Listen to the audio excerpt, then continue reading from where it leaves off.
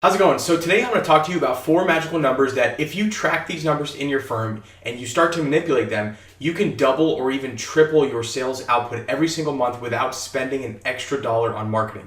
So let's go ahead and dive in and see how to manipulate these numbers and what it looks like when you do manipulate them to benchmarks that we have set. All right, so for most law firms, this is the typical flow for a sale to actually occur in the firm. So number one, you have leads coming into your sales funnel. I talk a lot about sales funnel and marketing funnels. They are two different things. Okay, so the sales funnel is lead to consult booked to consult actually attended, and then ultimately that person closing as a new client. So again, there's 4 stages: the number of leads, the total number of consults booked, the total number of consults attended, and then the total number of consults that attended that actually closed. And what you're going to find is each one of these stages has drop off. And so the shape of this funnel is where this term comes from, the marketing funnel. Now, in a perfect world, instead of it being shaped like a funnel, it would actually be like just a cylinder or a pipe where every single lead that came through came out the other end as a sale, and you would close at 100%. Everybody would live happily ever after. Unfortunately, that is not the case. Now, a lot of times the drop off can occur because of an unqualified lead or they're not ready to do business. There's a lot of reasons that people will drop off in each stage.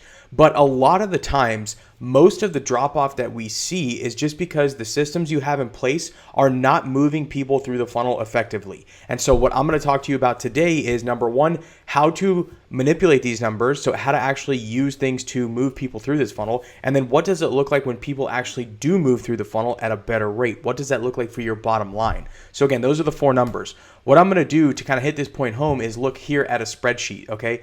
And I love working with spreadsheets because it gives us an idea of how we can improve each stage, and then ultimately what does that mean for our bottom line. So what I have here are two separate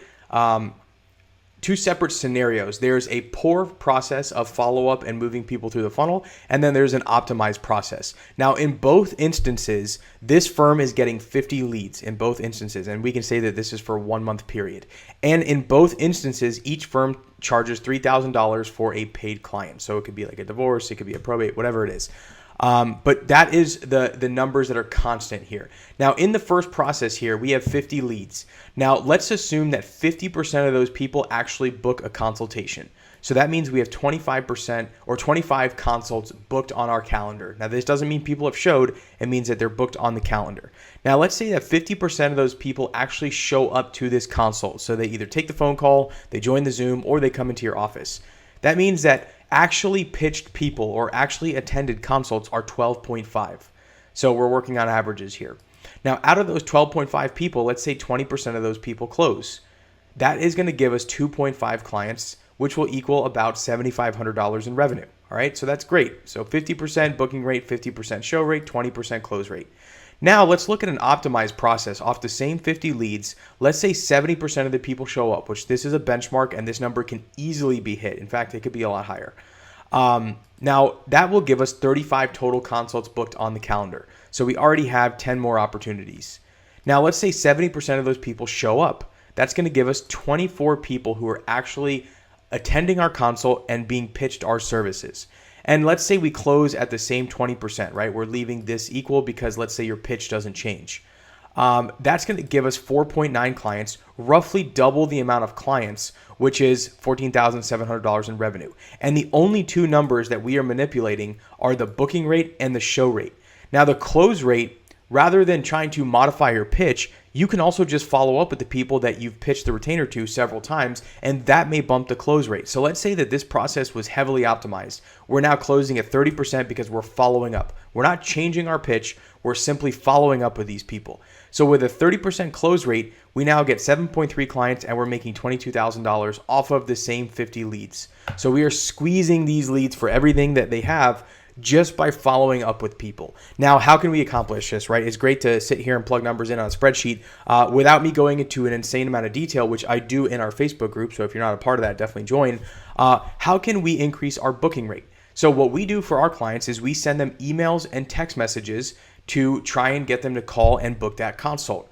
So right off the bat, that is going to have an immediate increase in your firm's inbound calls. It actually increases our client call flow by 33%. So that is the first thing you could do, is send emails and text messages to these people. And guess what? The best part about that is it's completely automated. You don't even have to do it yourself. If you do it yourself, kudos. And if you call them, even more kudos. Now, the second thing is the show rate. How can we get more people to show to our consults? Again, the answer is email and text messages. We can send emails and text message reminders that are automated. So systems like Calendly, there are a few other calendar systems out there, but Calendly is the most popular. It will send automatic email updates and text message updates leading up to the day of the consult. So it'll have like a countdown timer internally, and you can say, hey, 24 hours before this person's consult, I want you to remind them, and then 4 hours before, and then 1 hour before, and then 5 minutes before. It's a little extreme, but it will improve your show rate, or at the very least, what it'll do is it will have them call and reschedule or cancel, and you now open up a spot on your calendar that you can give to someone else, or you can get some work done. So again, show rate is another easily manipulate number to manipulate, and I highly recommend that you do those two things right off the bat. And the last thing is closing rate. So closing rate, obviously, there's a lot of sales tactics that you can do, but just from a data-driven standpoint, what can you do if the pitch stays the same to increase your closing rate? And the best thing to do here is actually just follow up with these people. So do a personal phone call, send a personal text message, send a personal email, follow up with them for several days.